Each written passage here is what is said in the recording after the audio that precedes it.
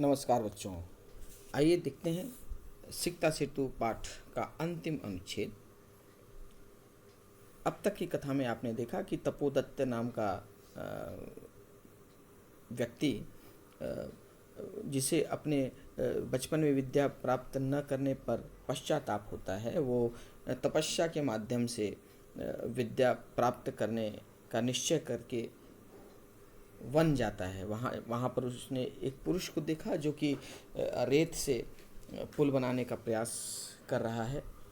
तो उसकी खिल्ली उड़ाते हुए उसने कहा कि यह तुम क्या कर रहे हो, रेत से पुल बना रहे हो। तो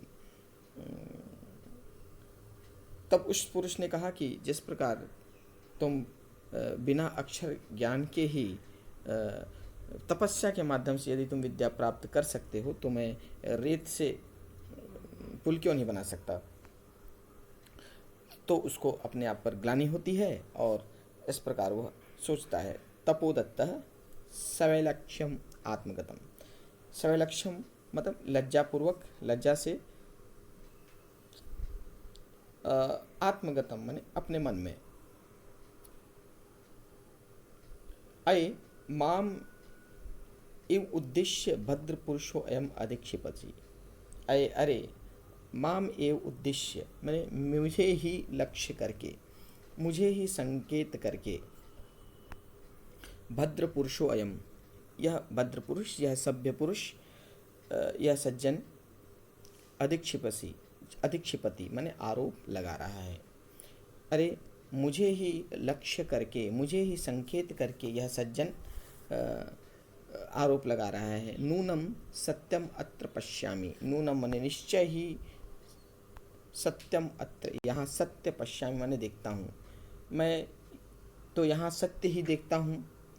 अक्षर ज्ञानम विना एव, अक्षर के ज्ञान के बिना ही वैदुष्यम आप्तुम, वैदुष्यम आप मतलब विद्वता प्राप्त करने के लिए, बिना अक्षर ज्ञान के ही, बिना लिपि ज्ञान के ही विद्वता प्राप्त करने के लिए अभिलषामि माने इच्छा करता हूँ।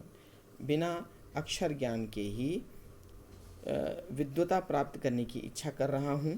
तत् इयम भगवत्याः शारदायाः अवमानना। तत् माने यह, इयम माने यह, तब तो यह, भगवत्याः भगवती देवी, शारदायाः शारदा का अवमानना अपमान है। यह तो भगवती शारदा का अपमान है, यह तो भगवती शारदा का अपमान है। तो शारदा की जो विद्या है वो विद्या शॉर्टकट से प्राप्त नहीं की जा सकती। इसे तो कठिन परिश्रम से अपने आप को उसमें डुबाकर परिश्रम करके ही प्राप्त किया जा सकता है, सतत अध्ययन करके ही प्राप्त किया जा सकता है। यदि छोटे मार्ग से इसे प्राप्त करने का प्रयास किया जाए तो यह भगवती शारदा का अपमान है। तो तत् इदम भगवत्याः शारदायाः अवमान है, यह तो भगवान भगवती शारदा का अपमान है। गुरुगृहम गत्वैव, गुरुगृहम गुरु के घर, गत्वैव माने जाकर ही, गत्वा एव, गत्वैव, गत्वा एव विद्याभ्यासो, विद्या का अभ्यास, मया करणीयः मुझे करना चाहिए। गुरु के घर जाकर मुझे विद्या का अभ्यास करना चाहिए। पुरुषार्थैः एव लक्ष्यम प्राप्यते। पुरुषार्थ से ही लक्ष्य प्राप्त होता है। पुरुषार्थ का अर्थ होता है परिश्रम, तो परिश्रम से ही लक्ष्य की प्राप्ति होती है। प्रकाशम, प्रकाशम माने प्रकट रूप में। ये जो उसने कहा वो अपने मन में उसने कहा, अब वह बोल कर कह रहा है, प्रकट भाव से कह रहा है। भो नरोत्तम, हे श्रेष्ठ पुरुष, हे नरों में उत्तम, न हम जाने, मैं नहीं जानता, यत् कि को अस्ति भवान, आप कौन हैं। मैं यह नहीं जानता कि आप कौन हैं। परंतु भवद्भी, परंतु आपने, उन्मिलितम माने खोल दिया है, मम नयन युगलम मेरी दोनों आँख, परंतु आपने मेरी दोनों आँखें खोल दी हैं। तपोमात्रेण, तपस्या मात्र से, विद्या वाप्तुम विद्या प्राप्त करने के लिए, प्रयत्नमानो अहम प्रयास करता हुआ मैं, सिकता भी रेत से ही, सेतु निर्माण प्रयासम करोमि, से ही सेतु निर्माण करने का प्रयास कर रहा हूँ। ठीक है, तो तपस्या से विद्या प्राप्त करने का जो कार्य है बिल्कुल वैसा ही कार्य है जिस प्रकार मैं कर रहा था, अर्थात रेत से पुल बनाने का कार्य कर रहा, रेत से सेतु बनाने का काम कर रहा था। तत् इदानीं विद्याध्ययनाय, तब मैं अब विद्या प्राप्त करने के लिए, विद्याध्ययन के लिए गुरुकुलम एव गच्छामि, गुरुकुल ही जाता हूँ। सब प्रणामम गच्छति, प्रणाम करके चला जाता है। अब आइए इसके भाषिक तत्वों को देखो। सवैव लक्ष्यम, सा एव लक्ष्यम माने लज्जा के साथ, आत्मगतम अपने मन में, अरे माम एव उद्देश्य, मामेव उद्देश्य, यहाँ पे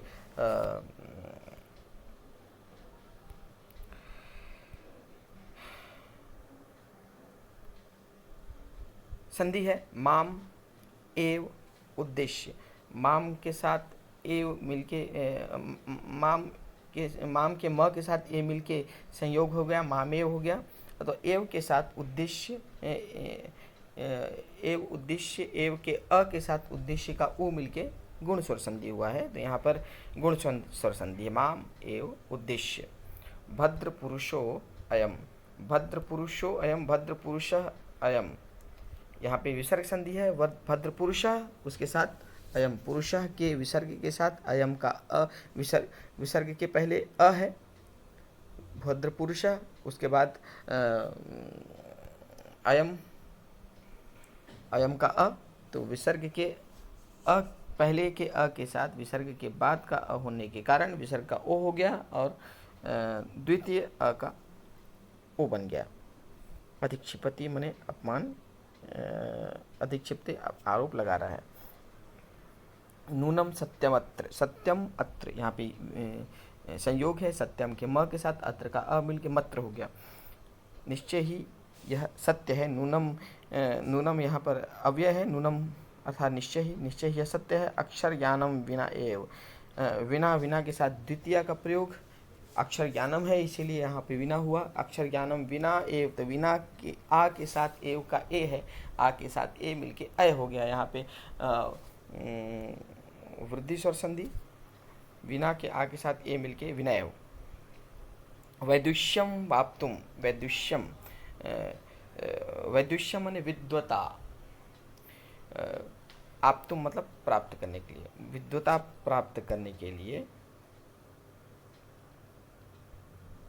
अभिलषामि माने इच्छा करता हूँ, विद्वता प्राप्त करने के लिए इच्छा करता हूँ।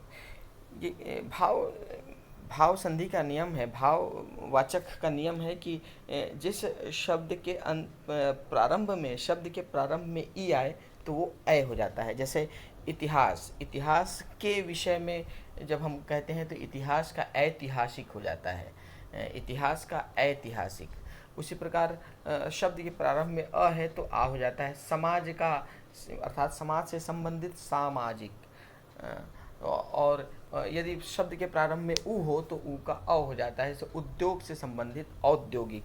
उसी प्रकार यहाँ पे वैदुष्यम आप तुम यहाँ पे इसलिए हुआ क्योंकि विद्वता, तो विद्वता, विद्वता में ई है तो उसका विद्वान, विद्वान में ई है इसलिए विद्वान का भाववाचक वैदुष्य हुआ। तो ई होने के कारण, विद्वान का ई होने के कारण शब्द का प्रारंभिक ऐ हो गया है वैदुष्य से। इतिहास का ऐतिहासिक, वैसे विद्वान का वैदुष्य।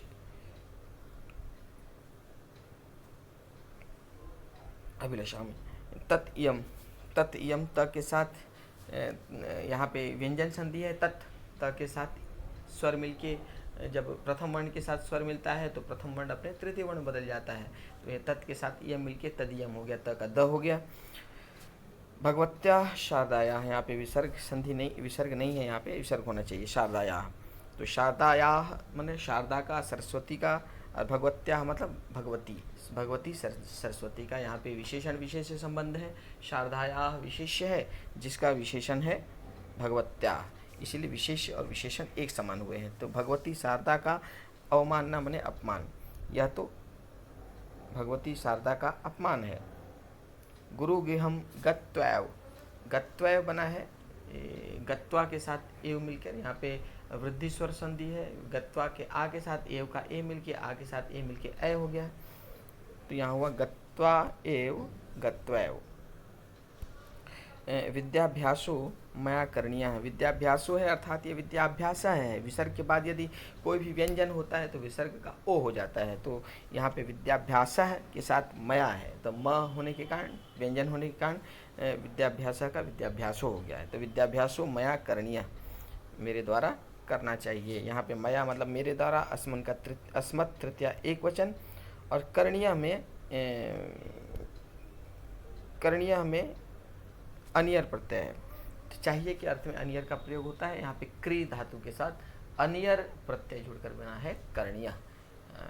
इसमें यदि पुल्लिंग हो तो करणीय होता है, स्त्रीलिंग है तो करणीय होता है। यहाँ पे करणीय है पुल्लिंग होने के कारण। पुरुषार्थैव लक्ष्यम प्राप्यते, पुरुषार्थय है एव, यहाँ फिर से विसर्ग संधि है, पुरुषार्थई है एव। विसर्ग के पहले यदि आ के अलावा अतिरिक्त यदि कोई दूसरा स्वर हो तो विसर्ग के बाद तीसरा चौथा पांचवा वर्ण होने या स्वर होने या यर लव होने के कारण विसर्ग का र हो जाता है। यहाँ पुरुषार्थई ऐ होने के कारण विसर्ग का र हो गया है, ऋत्व संधि। लक्ष्यम प्राप्यते, प्राप्यते आत्मनेपद। भो नरोत्तम, हे नरोत्तम, प्रकाशम मतलब स्पष्ट भाव से। ना हम जाने, यहाँ पे ना हम जाने, यहाँ पे उत्त संधि है। विसर्ग के पहले यदि अ हो तो विसर्ग का उत्त हो जाता है, और उसके बाद में भी अ हो तो ना हम जाने,